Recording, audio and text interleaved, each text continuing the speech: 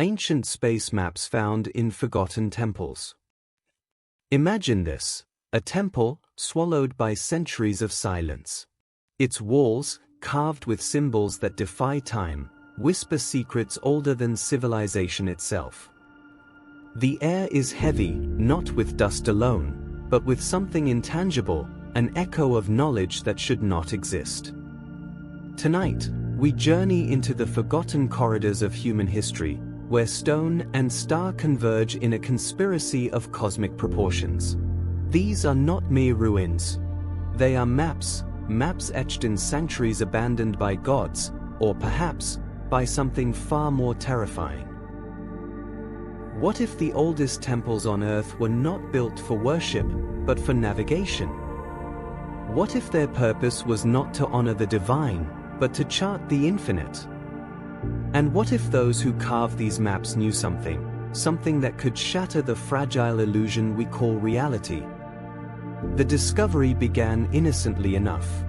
Archaeologists, driven by curiosity, stumbled upon inscriptions buried beneath layers of forgotten stone. At first glance, they seemed like celestial diagrams, constellations, planetary alignments. But then came the anomaly, coordinates pointing to regions beyond the observable universe. Places no telescope has ever seen.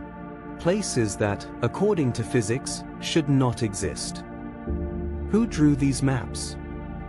Were they human hands, trembling under the weight of forbidden knowledge?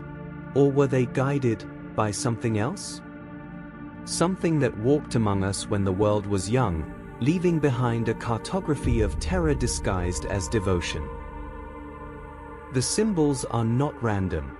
They form patterns that predict cosmic events with chilling accuracy. Solar eclipses, cometary returns, even gamma-ray bursts that occurred millions of years after these temples were abandoned. How could they know? Unless these maps were not predictions. They were memories. And then, the most unsettling revelation, embedded within these diagrams are warnings. Not poetic metaphors, not mythic allegories, warnings carved in stone, as if screaming across millennia, *, do not follow these paths at *, do not seek what lies beyond at *. But humanity is stubborn. We seek, we decode, we chase the forbidden. And now, as these ancient maps resurface, we stand at the threshold of a question that could unravel everything. Were these temples gateways? Stargates disguised as sanctuaries? Or were they tombstones for civilizations that dared to look too far? Tonight, we peel back the layers of time and terror. We will trace the lines carved in forgotten stone, follow the coordinates etched in cosmic ink, and confront the possibility that our ancestors were not alone. That they were warned. And that we have ignored those warnings. Welcome to the mystery. Welcome to the madness. Welcome to the maps of the impossible. The discovery that shouldn't exist. It began with dust, layers upon layers of forgotten centuries clinging to the stones like a shroud. The excavation team had expected relics of worship, fragments of pottery, perhaps inscriptions praising deities long erased from memory. What they found instead was a fracture in the narrative of human history, a discovery so improbable that it threatened to dismantle everything we thought we knew about our place in the cosmos. The temple lay buried beneath a jungle that had reclaimed its dominion over stone. Vines twisted like serpents across the cracked pillars, their roots gripping the earth as if guarding secrets too dangerous to reveal. When the first slab was lifted, the air seemed to change, thicker, heavier, charged with an energy that made the hair on the back of the neck stand on end. It was as though the earth itself exhaled a warning. At first glance, the carvings appeared ornamental, spirals, intersecting lines, geometric shapes. But as the archaeologists brushed away centuries of grime, patterns began to emerge. Not random, not decorative. These were constellations. star maps etched into stone with a precision that mocked the limitations of ancient tools. The team exchanged uneasy glances. How could a civilization, predating the invention of the wheel, chart the heavens with such accuracy? The lead archaeologist, Dr. Elara Voss, felt her pulse quicken as she traced the lines with trembling fingers. She had spent her career debunking pseudo-history, dismantling myths of alien architects and lost civilizations. Yet here she stood, staring at evidence that defied every rational explanation. The coordinates carved into the stone did not correspond to any known celestial charts. They pointed to regions beyond the observable universe, places no telescope had ever glimpsed. The deeper they ventured into the temple, the more unsettling the revelations became. Chamber after chamber revealed slabs inscribed with diagrams that seemed to predict cosmic phenomena, eclipses, cometary returns, even gamma-ray bursts that occurred millions of years after the temple was abandoned. How could they know? Unless these were not predictions at all, but records, memories of events witnessed by eyes that should not have existed. Word of the discovery spread like wildfire, igniting debates across academic circles. Some dismissed it as coincidence, others as forgery.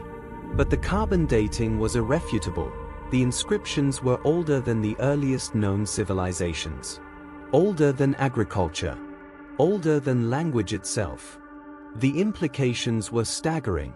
If these maps were authentic, then humanity was not the first to gaze upon the stars with understanding. Someone, or something, had done so long before us. The temple's architecture added another layer of mystery. Its pillars aligned with celestial coordinates, its corridors angled to capture solstice light. But there was more, subterranean passages that led to chambers devoid of any religious iconography. Instead, these rooms housed what could only be described as observatories, their stone apertures framing specific points in the night sky. It was as if the builders sought communion not with gods, but with galaxies. Dr. Voss documented every detail, her notes oscillating between scientific rigor and existential dread. She could not shake the feeling that the temple was less a sanctuary and more a message, a warning carved in stone, echoing across millennia. One inscription, translated with painstaking effort, chilled her to the core: "Do not seek what lies beyond." The phrase repeated across multiple slabs, accompanied by symbols resembling gravitational waves and event horizons.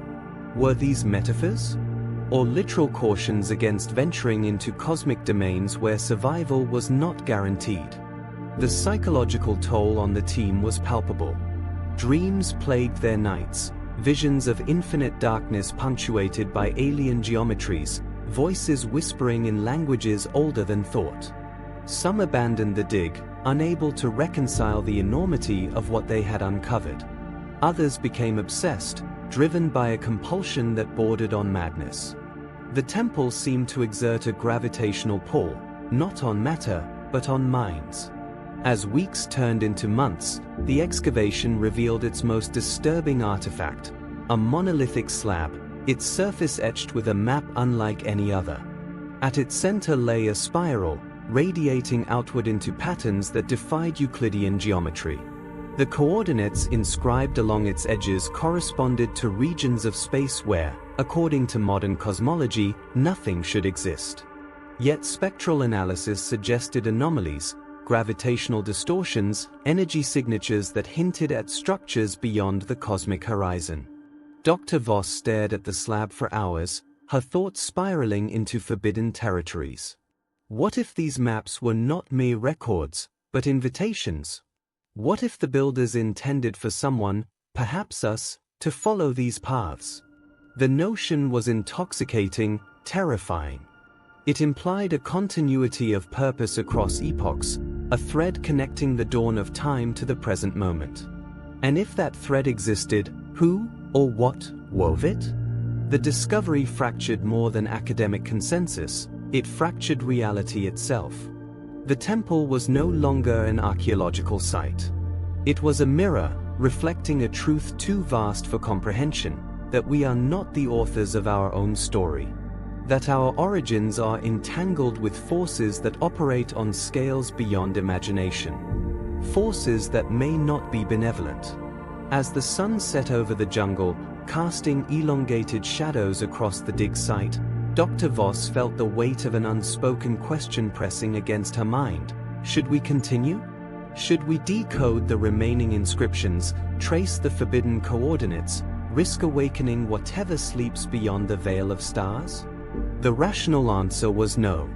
But curiosity is a predator, and it had already sunk its claws into her soul. The chapter closes not with certainty, but with a tremor, a sense that the ground beneath our feet is less stable than we believed. The maps exist. The warnings persist. And somewhere, in the infinite expanse of the cosmos, something waits. Temples as stargates, myth or reality?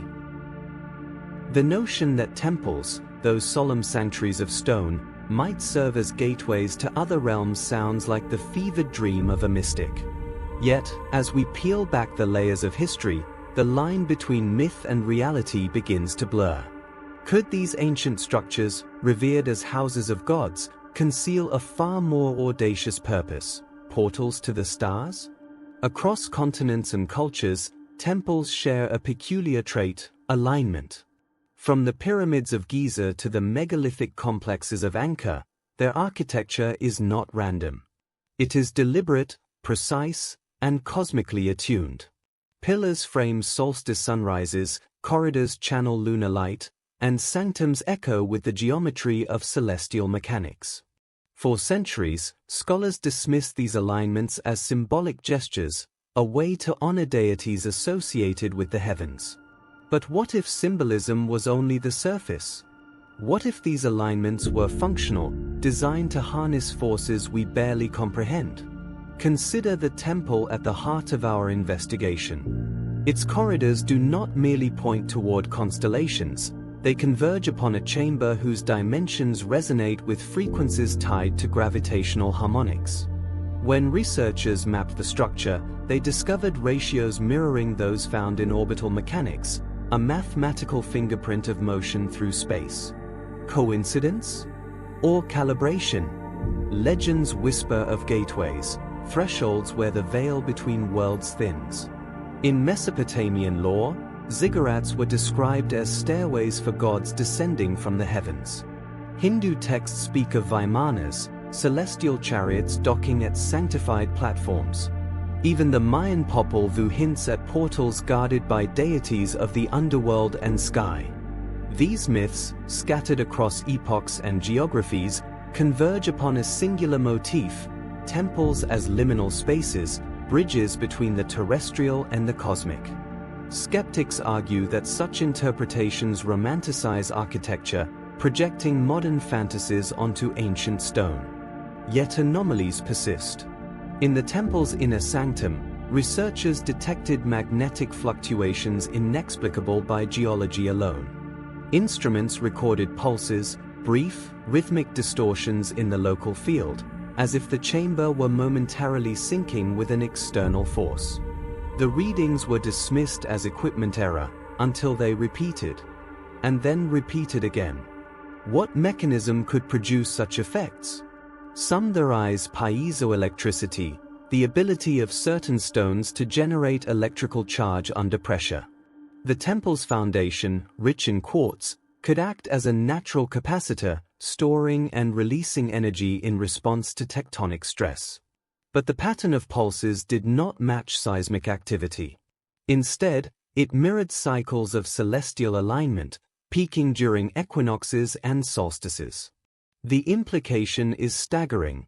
The temple behaves like a resonant device, tuned to the rhythms of the cosmos. If so, to what end? Here, speculation spirals into the forbidden. Could these structures amplify gravitational waves, creating localized distortions in space-time? Could they, under precise conditions, open transient corridors, wormholes, linking distant regions of the universe?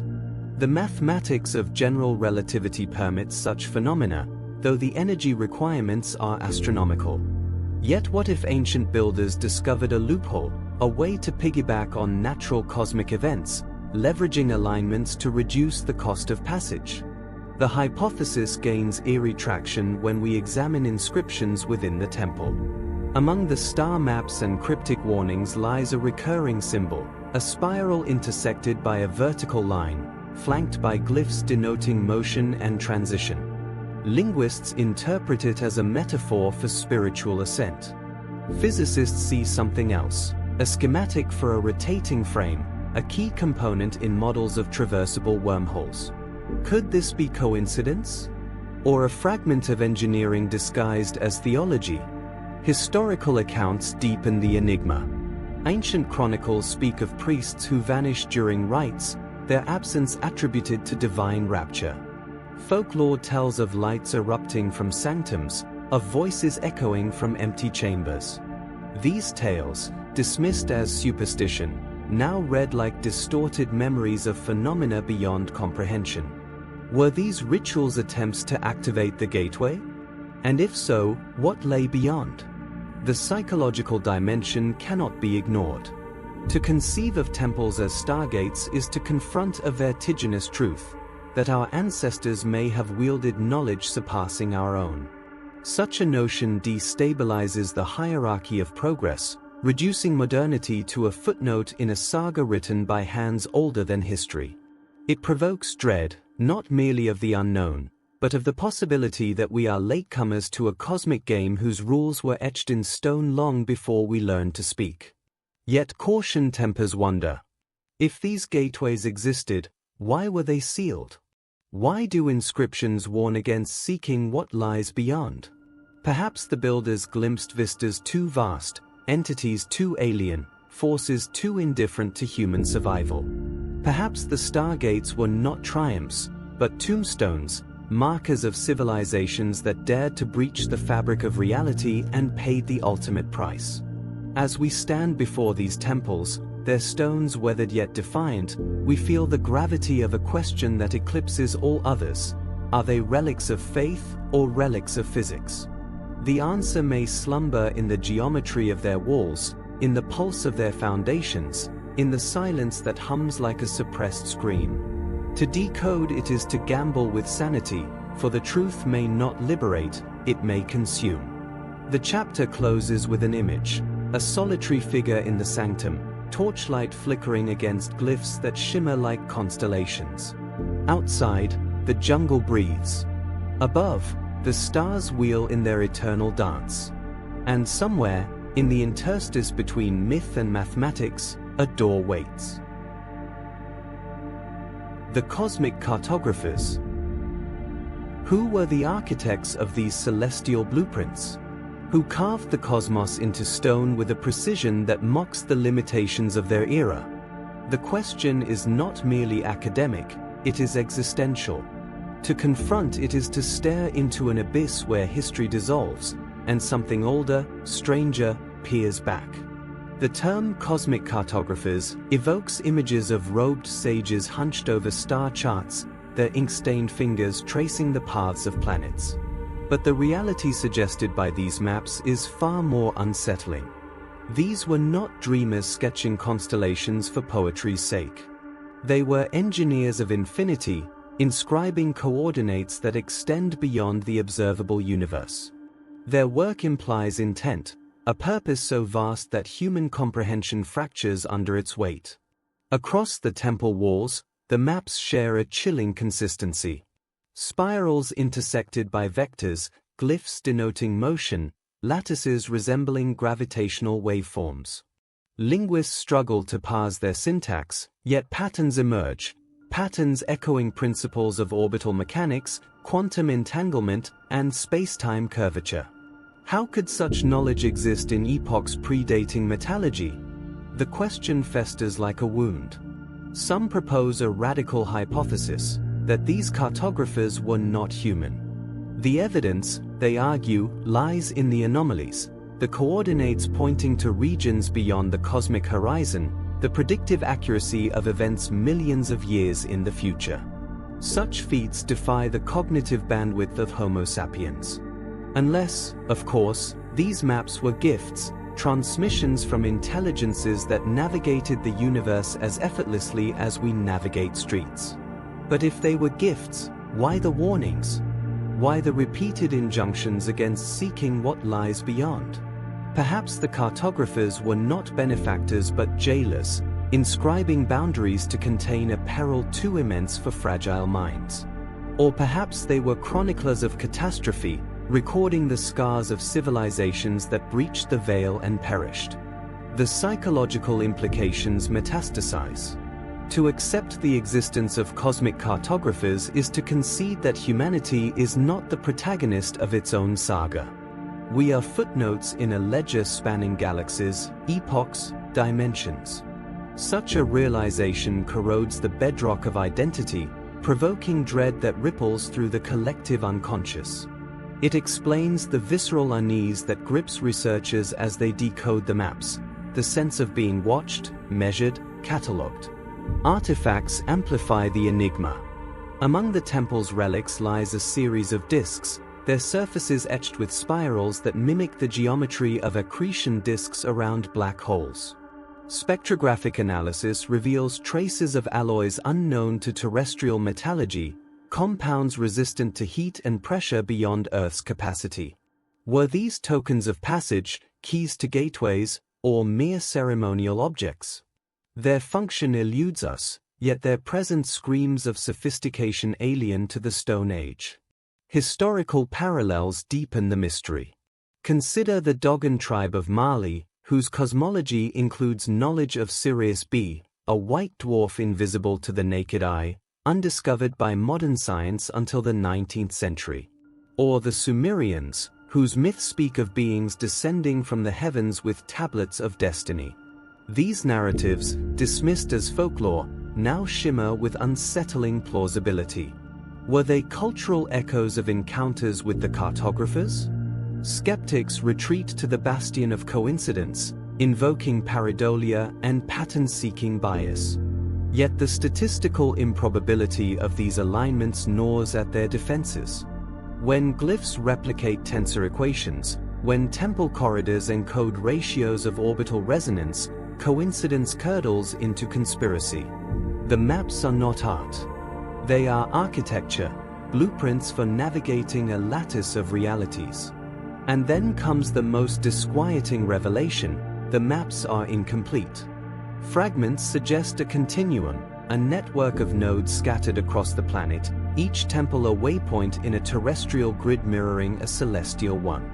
If reconstructed, the network could form a resonant structure, a planetary antenna tuned to frequencies that ripple through space-time. The implications are apocalyptic. Activation could summon forces indifferent to human survival, forces that sculpt galaxies as casually as we sculpt clay. Why, then, do we persist? Why do we chase the cartographer's ghost across jungles and deserts, risking sanity and civilization? The answer is inscribed in our marrow: curiosity, that predatory instinct masquerading as virtue. We are addicts of the unknown, and the maps are narcotics, each glyph a hit, each coordinate a hallucination of transcendence. We tell ourselves we seek knowledge, but what we crave is annihilation, the ecstasy of dissolving into something vaster than self. The chapter closes with a tableau: a researcher hunched over a slab, her eyes bloodshot, her breath shallow. Around her, the jungle roars with nocturnal life, oblivious to the abyss yawning beneath its roots. On the stone, spirals shimmer like frozen whirlpools, their vectors pointing to elsewhere. She traces them with trembling fingers, whispering a question that no one can answer: who are you? And why did you leave the door ajar? Encoded warnings in stone. The stones do not whisper, they scream. Their voices, muted by millennia, erupt in patterns that defy mere ornamentation. These are not decorative glyphs, nor idle flourishes of artisans seeking beauty. They are warnings, encoded in a language older than empires, older than memory, older perhaps than humanity itself. When the first inscriptions were translated, scholars expected hymns, invocations, paeans to forgotten gods. What emerged instead was a lexicon of dread, phrases that spoke not of salvation, but of restraint. Do not seek what lies beyond. The path is hunger. The sky devours.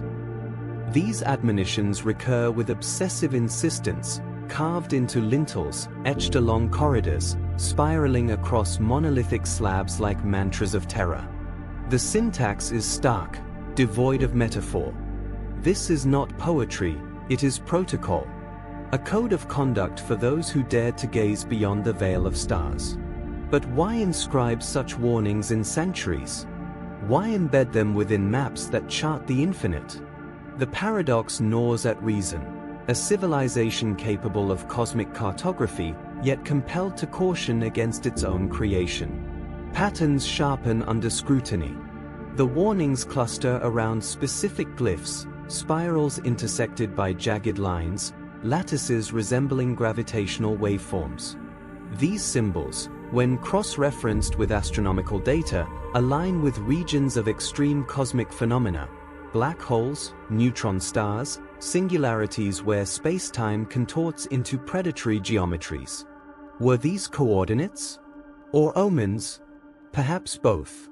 Consider the slab unearthed in the temple's deepest chamber. Its surface, polished to a mirror sheen, bears an inscription encircling a spiral vortex. The translation, rendered after months of agonizing effort, reads, "Beyond this point, the law dissolves." The phrase chills with its ambiguity. What law? Physical? Moral? Ontological? If the cartographers breach domains where causality unravels, their warnings acquire a grim logic. Do not follow, lest you drown in the undertow of unbeing. The psychological impact on the research team was corrosive. Dreams curdled into nightmares, visions of infinite corridors collapsing into void, voices chanting in cadences that eroded sanity. One linguist abandoned the project after scrawling a final note: "The words are not symbols. They are sentinels." What did he mean? That the inscriptions function as guardians, warding off intrusion? Or that they possess agency, a sentience embedded in syntax, pulsing like a dormant virus awaiting activation? Speculation metastasizes.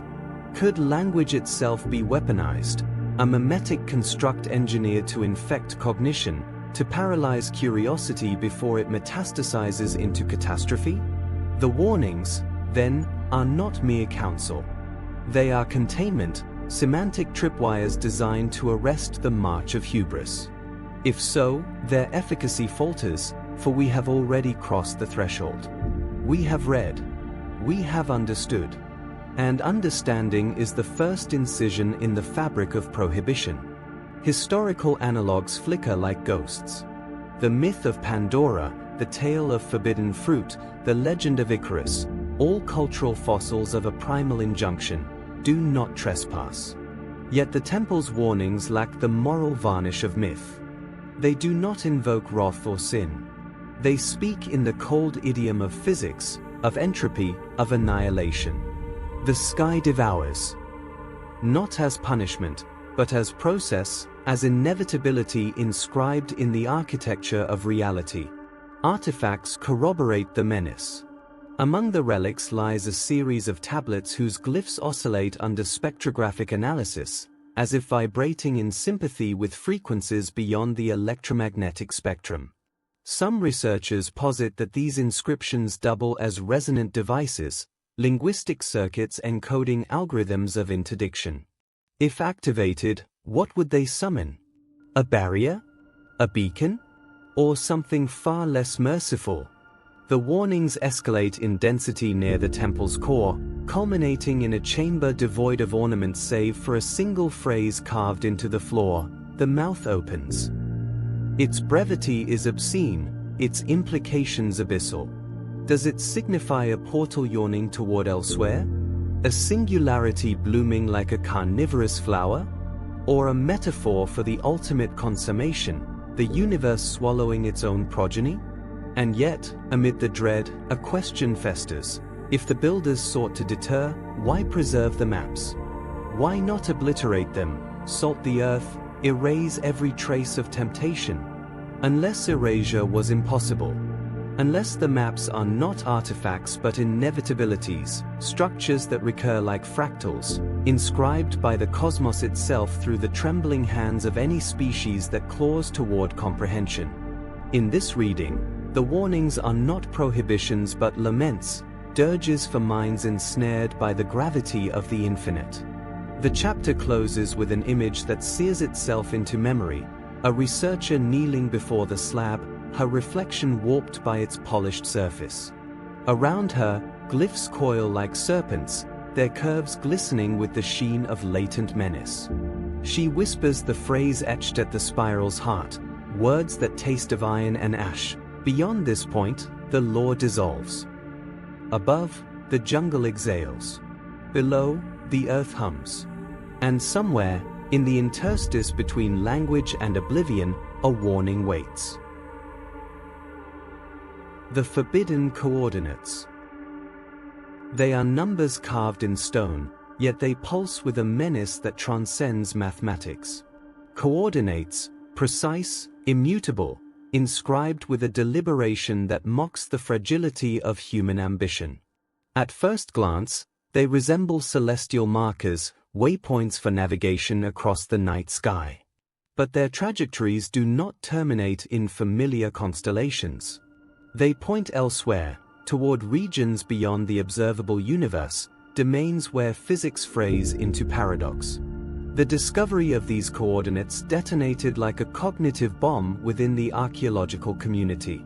Scholars accustomed to the comforting geometry of terrestrial maps now grappled with vectors that pierce the cosmic horizon. The inscriptions, etched into monolithic slabs, cluster around spirals and lattices that echo the architecture of space-time itself.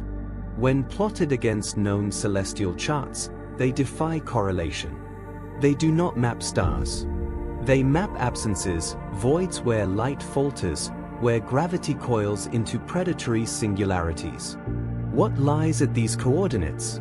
The question metastasizes through every discipline, infecting astronomy, physics, theology. Some posit that they denote black holes, cosmic maws whose hunger sculpts galaxies.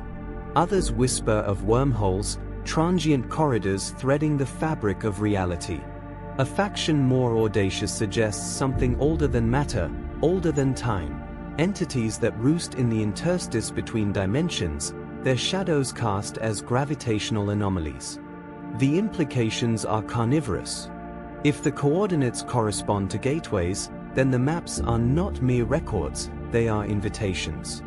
Vectors beckoning across gulfs of darkness, urging traversal into domains where causality dissolves like sugar in acid.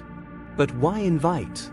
Why lure fragile minds toward abysses that could annihilate them? Unless the cartographers were not architects of passage but heralds of predation, baiting civilizations into the jaws of an ontological trap. Artifacts amplify the dread.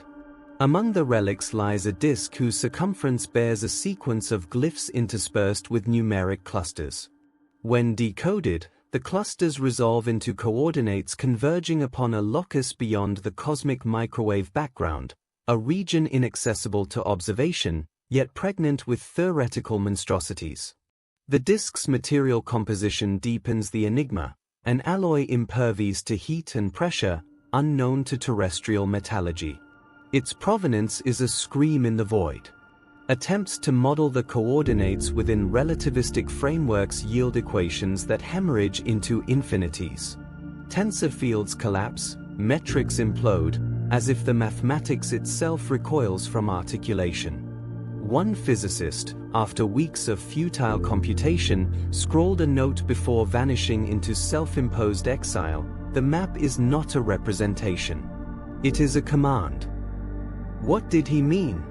That the coordinates encode not positions but imperatives, algorithms for reconfiguring spacetime, for sculpting wormholes like clay? If so, the temple is less a sanctuary than a machine, a dormant engine awaiting activation.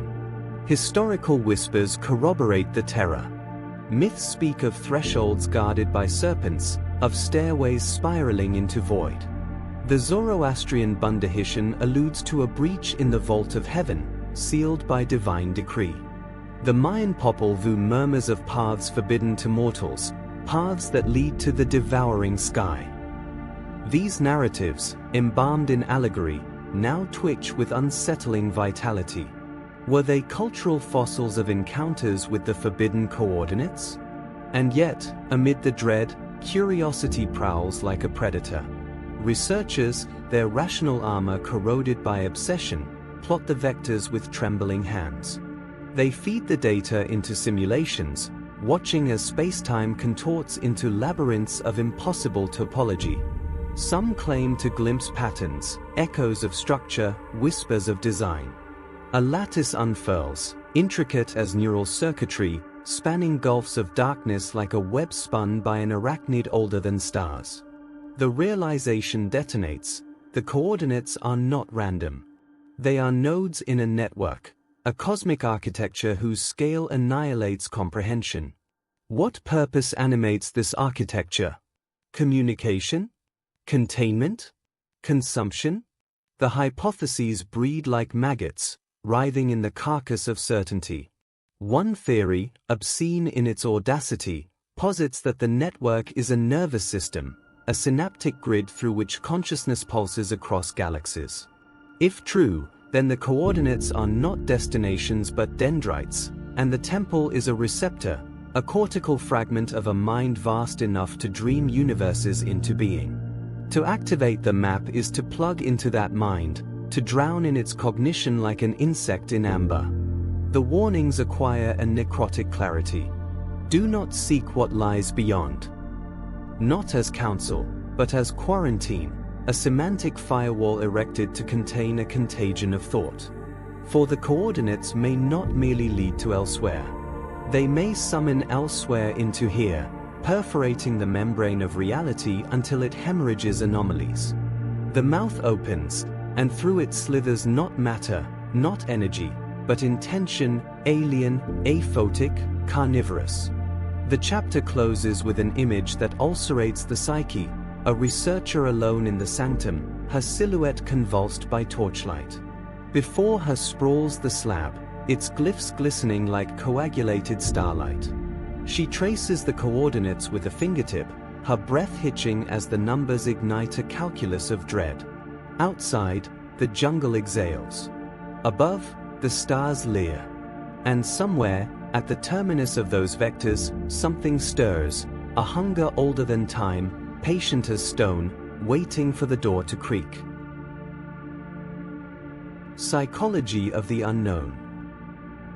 Fear is not a flaw, it is a feature. It is the evolutionary firewall that guards the fragile edifice of sanity against the corrosive tide of the unknown.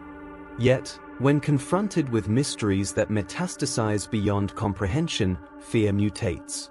It ceases to protect and begins to consume, devouring the mind from within like a parasite of cognition. The temple's maps are not inert artifacts, they are psychological detonators. Each glyph, each coordinate, is a blade honed to incise the psyche, to bleed it of certainty. Researchers who approached the inscriptions with the armor of empiricism found their defenses perforated by questions that breed like maggots. Who carved these maps? Why do they point to elsewhere? What sleeps at the terminus of those vectors? The questions do not seek answers, they seek dominion, colonizing thought until reason buckles under their gravity. Cognitive science offers a lexicon for this contagion: epistemic anxiety, ontological shock, existential vertigo. These are not poetic flourishes but clinical descriptors of minds convulsed by encounters with data that annihilate their conceptual scaffolding. When the temple's inscriptions surfaced, the first casualties were not physical but psychological. A linguist, after weeks of parsing glyphs, abandoned the dig muttering of voices braided into syntax. A physicist, tasked with modeling the coordinates, vanished into the jungle, leaving behind equations that hemorrhaged into infinities like wounds that refused to clot. Why does the unknown provoke such psychic hemorrhage? The answer festers in the architecture of cognition. Minds are not designed for infinity, they are calibrated for survival within a narrow bandwidth of stimuli.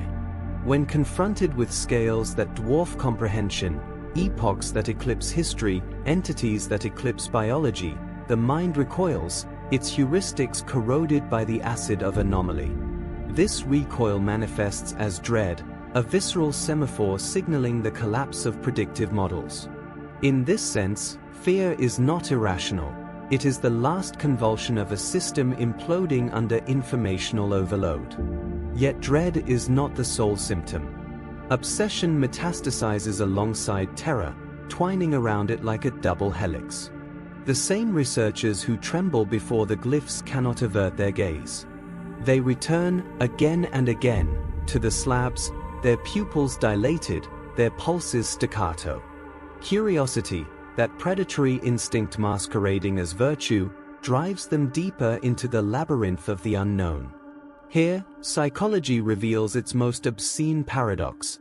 The unknown repels and attracts with equal ferocity, its gravity sculpting minds into grotesque contortions of desire and despair. Historical analogues corroborate this pathology. The myth of Icarus, the legend of Pandora, the tale of Faust, all cultural fossils of a cognitive compulsion to breach prohibitions, to trespass into domains quarantined by taboo. These narratives do not merely entertain, they encode a neuropsychological constant, the appetite for annihilation disguised as the pursuit of knowledge.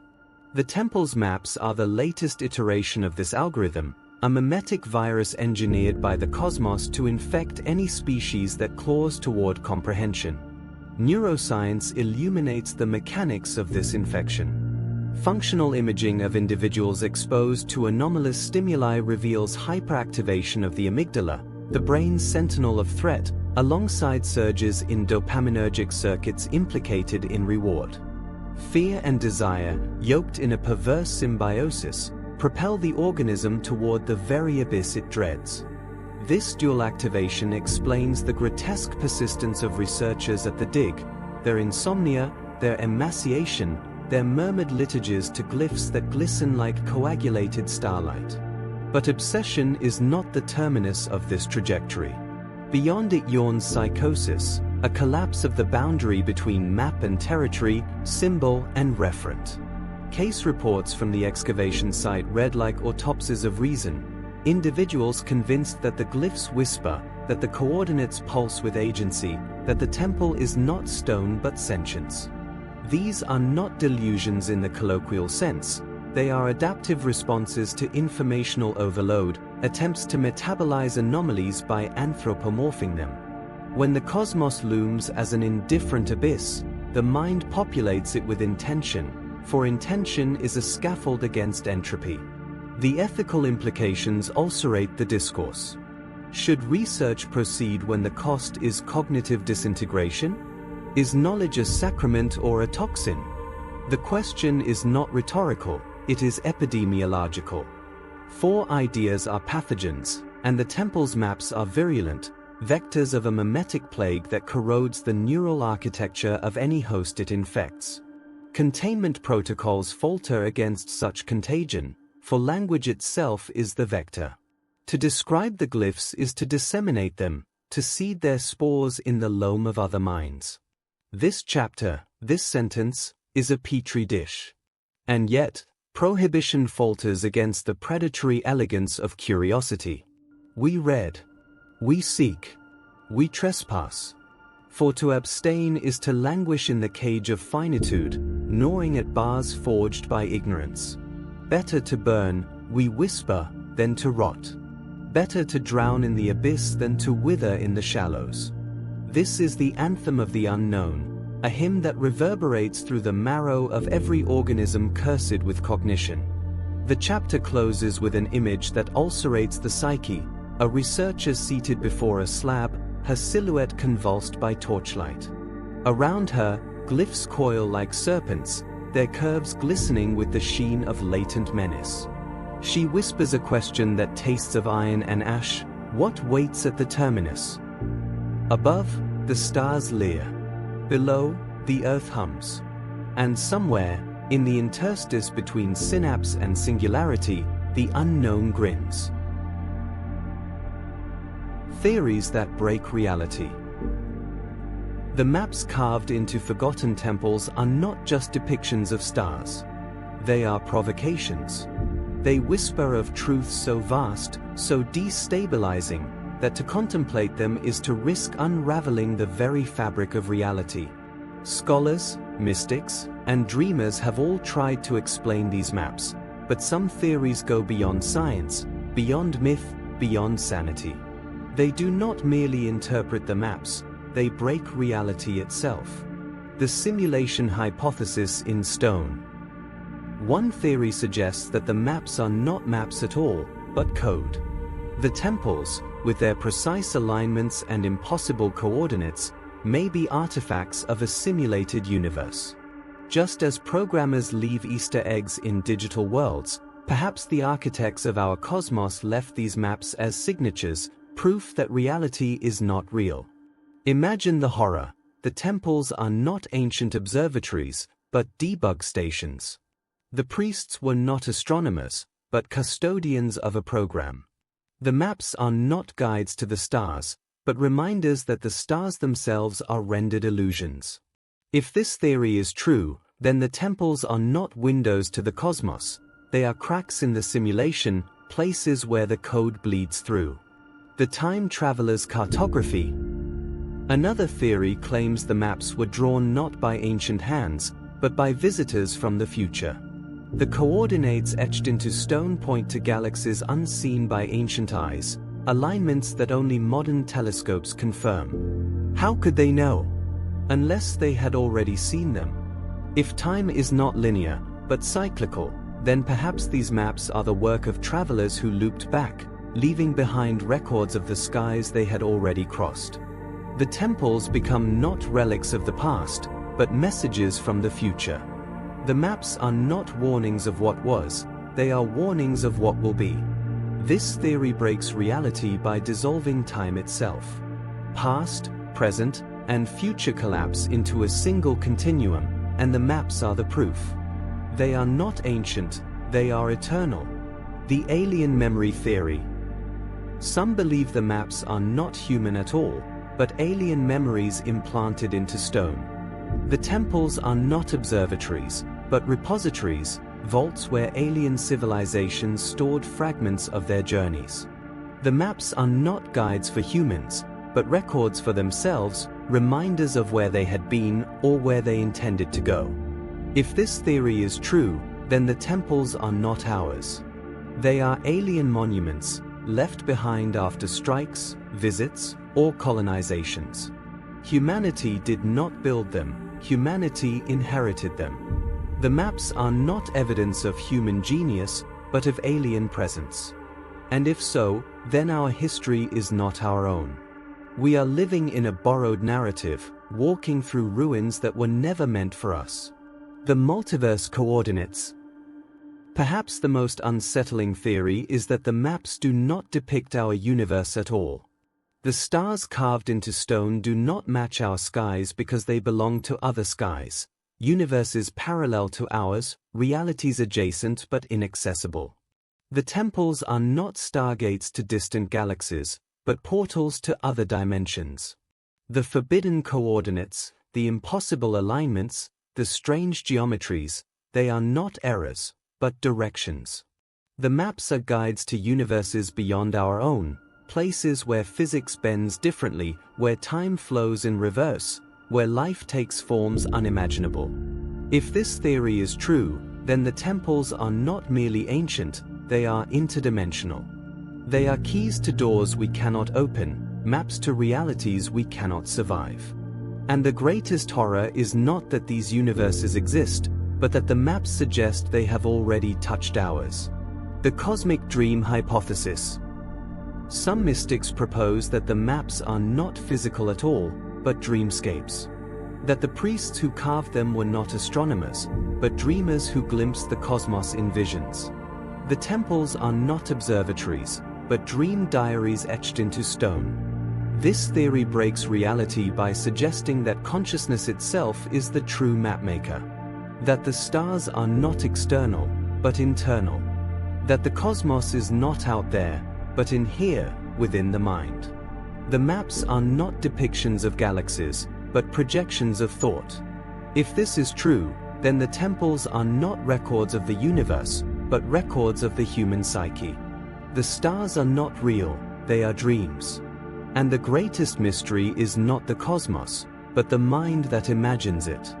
The recursive universe theory. Another theory suggests that the maps are evidence of recursion, that the universe itself is a fractal, endlessly repeating patterns of stars, galaxies, and worlds. The temples depict not distant skies, but echoes of our own, repeated across scales. In this theory, the cosmos is not infinite, but recursive. Every galaxy is a reflection of another, every universe a mirror of itself. The maps are not guides to elsewhere, but guides to here, showing us that we are trapped in an endless loop. This breaks reality by erasing uniqueness. Nothing is original, nothing is singular. Everything is repetition, everything is echo.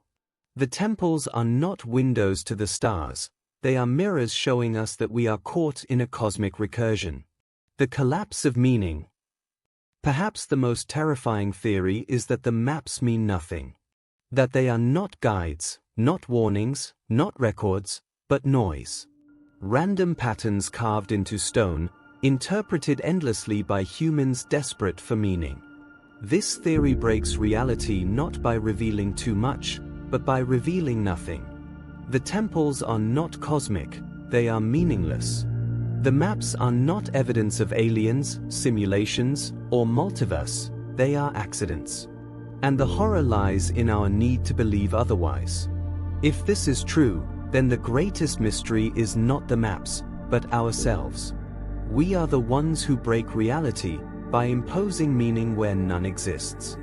The temples are not cosmic, they are human. And that is the most unsettling truth of all. The weight of broken reality. Each of these theories fractures the world we know. Simulation, time travel, alien memory, multiverse, dreamscapes, recursion, meaninglessness. They are not just interpretations, they are weapons. They shatter the solidity of reality, leaving us adrift in uncertainty. The temples, with their impossible maps, are not just relics. They are provocations. They force us to confront the fragility of our understanding, the instability of our cosmos, the possibility that everything we believe is wrong. And as we move into the silence of modern science, we must remember, the theories that break reality are not just speculation. They are the shadows cast by the maps themselves. The temples do not merely depict stars, they depict the collapse of certainty. Theories that break reality are not comfortable. They are not safe. They are not answers, they are fractures. They remind us that the cosmos is not only vast, but unstable. That the maps carved into forgotten temples are not just records of stars, but records of impossibility. To study them is to risk madness. To believe them is to surrender certainty. To confront them is to break reality itself. And yet, we cannot look away. The temples demand our attention. The maps demand our interpretation. The theories demand our fear. Reality may break, but the maps remain.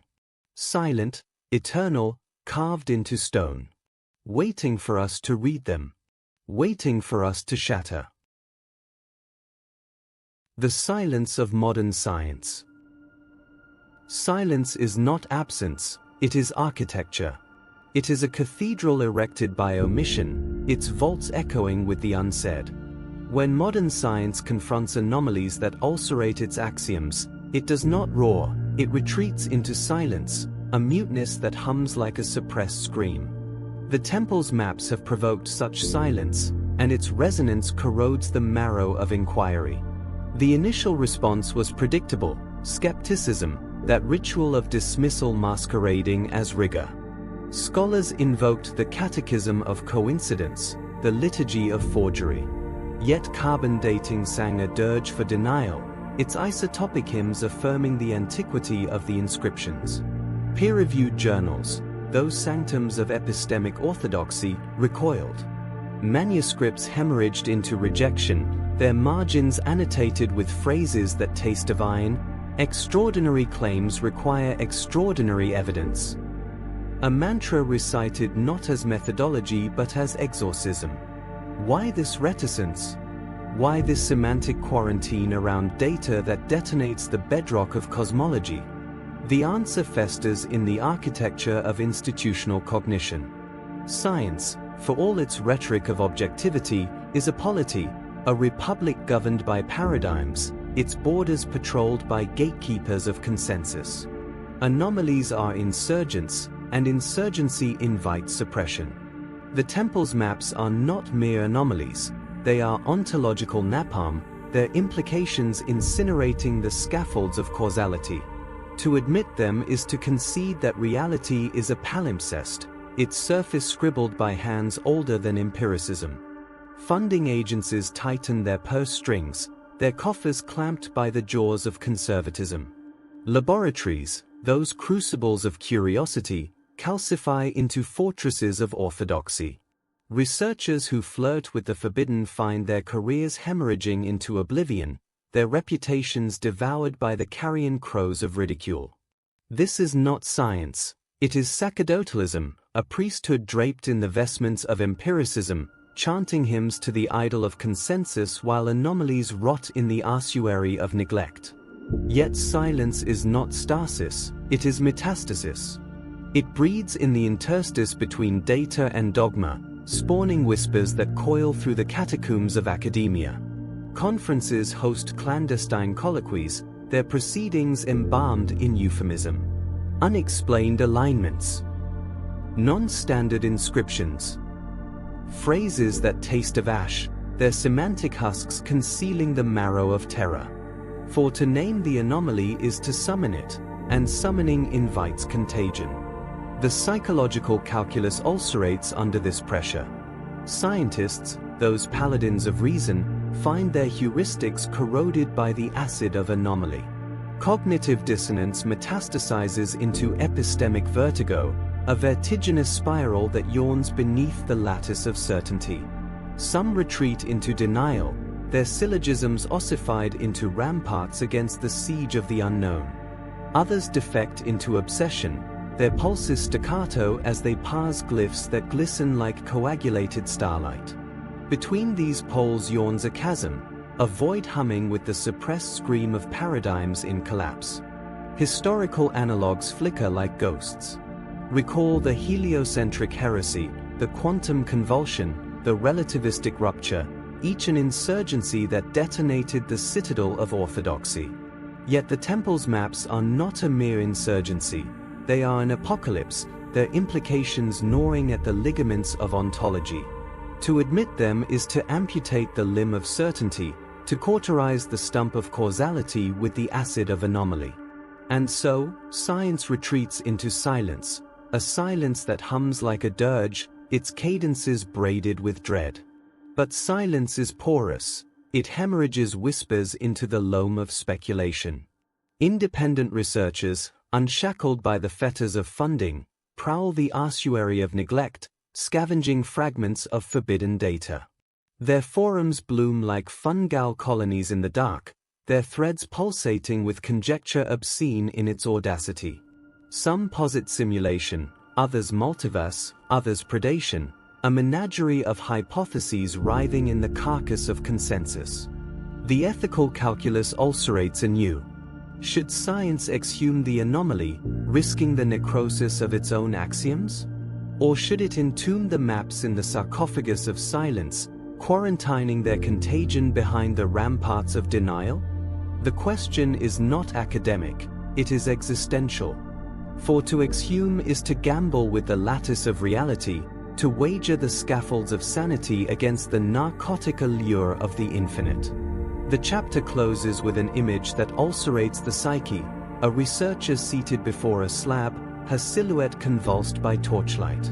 Around her, glyphs coil like serpents, their curves glistening with the sheen of latent menace. She whispers a question that tastes of iron and ash. What if silence is complicity? Above, the stars leer. Below, the earth hums. And somewhere, in the interstice between dogma and dread, science suffocates. If they return. What if the cartographers were not ghosts but sentinels, watchers whose gaze still festers in the interstice between epochs? What if the maps are not relics but summons, their glyphs pulsing like dormant beacons awaiting the caress of activation? And what if that activation has already begun? The question ulcerates the psyche. If they return, what will they seek? Worship? Dominion? Or something far more obscene, something braided into the marrow of existence?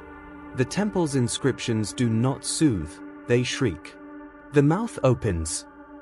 The sky devours. These are not metaphors, they are mechanisms, protocols for an advent scripted in the syntax of catastrophe. Consider the architecture of recurrence. Civilizations bloom and rot, their ossuaries littering the stratigraphy of time. Yet the maps persist, their glyphs glistening like coagulated starlight across continents, across cultures, across millennia. This persistence is not accident, it is algorithm. A mimetic virus engineered to infect any species that claws toward comprehension, compelling it to reconstruct the lattice of coordinates, to rethread the web of vectors, to summon what slumbers beyond the veil. And so, the question metastasizes: are we midwives to our own annihilation? Each excavation, each translation, each simulation hemorrhages intention into the void, a semaphore of curiosity wriggling like bait in the abyss. If they return, it will not be as phantoms but as predators, entities whose appetites eclipse ontology, whose cognition curdles the marrow of causality. They will not negotiate, they will not narrate. They will consume, for consumption is the grammar of their being. Historical whispers corroborate this dread. Myths embalmed in allegory twitch with unsettling vitality, the Sumerian tales of Anunnaki descending in chariots of fire, the Hindu hymns to Vimanas streaking across the vault of heaven, the Mayan dirges to gods who devour epochs. These are not fables, they are fossils of encounter, ossified testimonies to advents that ruptured the lattice of reality. If they came before, they can come again. And if they come again, the aperture will not be a sky, it will be a screen. The psychological calculus ulcerates under this pressure. How does a species metabolize the prospect of predation by entities older than time, vaster than galaxies? Denial metastasizes into dogma, its catechisms ossified into ramparts against the siege of dread.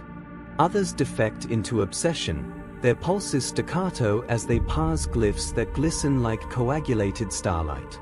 Between these poles yawns a chasm, a void humming with the suppressed scream of paradigms in collapse. Speculation spirals into obscenity. Some posit that the cartographers were not architects but harbingers, their maps not blueprints but bait, a lattice of coordinates designed to lure prey across epochs. Others whisper of symbiosis, of bargains inked in the ichor of ontology, knowledge for servitude, transcendence for obliteration. The hypotheses breed like maggots, writhing in the carcass of certainty, their mandibles gnawing at the ligaments of sanity. And yet, amid the dread, curiosity prowls like a predator. We read. We seek. We trespass. For to abstain is to languish in ignorance, gnawing at the bars of finitude. Better to burn, we whisper, than to rot. Better to drown in the abyss than to wither in the shallows. This is the anthem of the unknown, a hymn that reverberates through the marrow of every organism cursed with cognition. The chapter closes with an image that ulcerates the psyche, a researcher kneeling before a slab, her reflection warped by its polished surface. Around her, glyphs coil like serpents, their curves glistening with the sheen of latent menace. She whispers a question that tastes of iron and ash: what if they return? Above, the stars leer. Below, the earth hums. And somewhere, in the interstice between prophecy and predation, something stirs.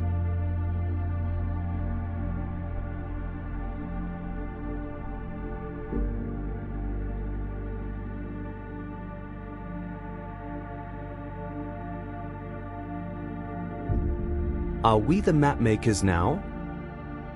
The question festers like a wound that refuses to clot. Are we the mapmakers now? As we stand at the precipice of discovery, our instruments humming with the pulse of distant galaxies, our algorithms weaving lattices of data that shimmer like constellations, we must confront a truth that ulcerates the marrow of certainty. We are no longer passive spectators of the cosmos. We are cartographers, inscribing coordinates into the fabric of infinity. But what does it mean to map a universe that may not wish to be mapped? The temple's glyphs glisten like coagulated starlight across the ossuary of history, their vectors pointing toward elsewhere, their warnings shrieking through the corridors of time. Do not seek what lies beyond. The mouth opens. The sky devours. These are not metaphors, they are mechanisms, protocols for an advent scripted in the syntax of catastrophe. And yet, we ignore them. We calibrate telescopes, launch probes, stitch simulations that hemorrhage into infinities. We are addicts of the unknown, gnawing at the bars of finitude with teeth sharpened by curiosity.